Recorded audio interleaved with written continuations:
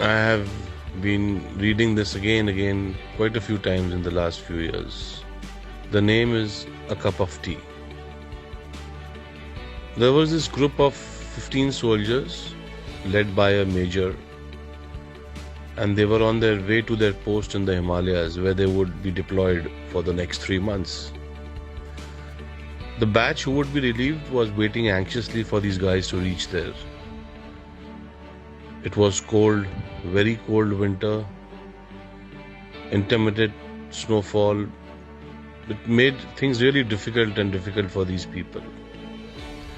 And they all 15 of them had just, one wish, that if someone could offer them a cup of tea. Though the major knew that it was a very futile wish, but still they continued moving ahead and had the same wish. After an hour, before they came across a dilapidated structure which looked like a tea shop, but locked. That was their bad luck, said the major to these guys. It's our bad luck today. There are no tea boys. And let's take some rest.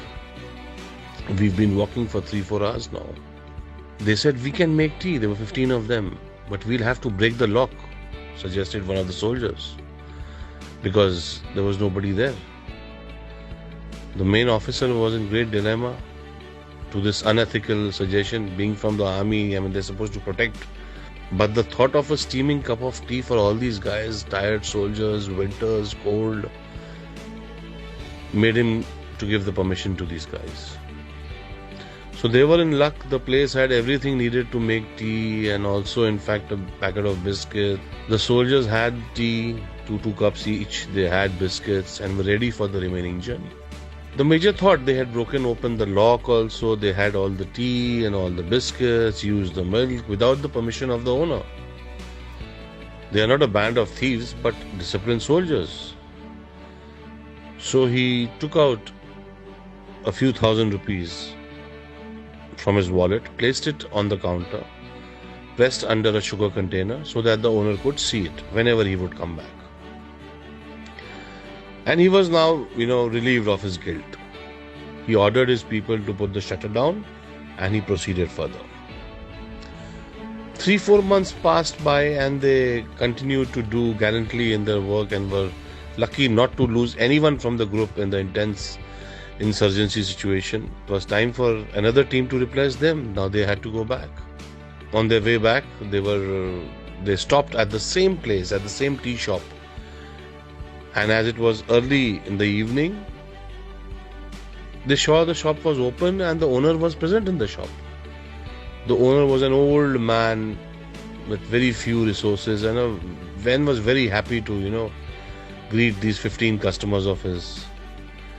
All of them had the tea, had biscuits, and they were talking to the old man about his life, his experience, especially selling tea at such a remote place, and what kind of people come, and etc. etc. And the old man also had many stories to tell them, his faith in God, and "Oh Baba, if God is there, why should he keep you in such poverty then?" commented one of the soldiers. So the guy said, "Don't say like this, Sahab, don't say like this. God is actually there and I got proof." So these guys were like, "What proof do you have?" So he said, 3 months ago, I was going through a very tough time because my only son had been severely beaten up by the terrorists over here who wanted some information from him which he did not have. I had closed my shop to take my son to the hospital. Some medicines were to be purchased and I had no money. I had just 20 rupees. No one would give me money because of the fear of the terrorists. There was no hope, Sahab. There was no hope.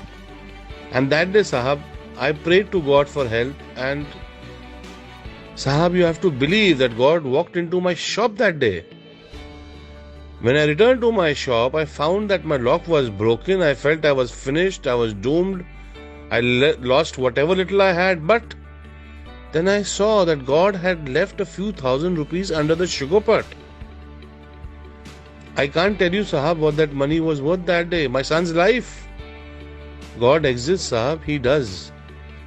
The faith in his eyes were unflinching. 15 pairs of eyes met the eyes of the main officer, and read the order in his eyes clear. Just keep quiet. The officer got up and paid the bill. He hugged the old man and said, "Yes, Baba, I believe you. I know God exists. And yes, your tea was wonderful." The 15 pair of eyes did not miss to notice the moisture building up in the eyes of their officer, a rare sight. So now, why did I tell you all this story? Walking on the path of truth and compassion, you can be the messenger of God to anyone. Today, everybody needs to be a messenger of God. We have to have a lot of compassion. And if we follow the path of truth, we can be messengers. And if we can be messengers of God to anyone today, if we can help anyone in any way, we should. We should go ahead and do whatever little bit we can. And let everybody feel that Sahab, Bhagwan hai, God is there, Sahab. So let us walk on the path of truth and compassion, and let us try and be a messenger of God for everybody. Thank you, friends. I know I have taken 8 minutes of y'all, but I hope this does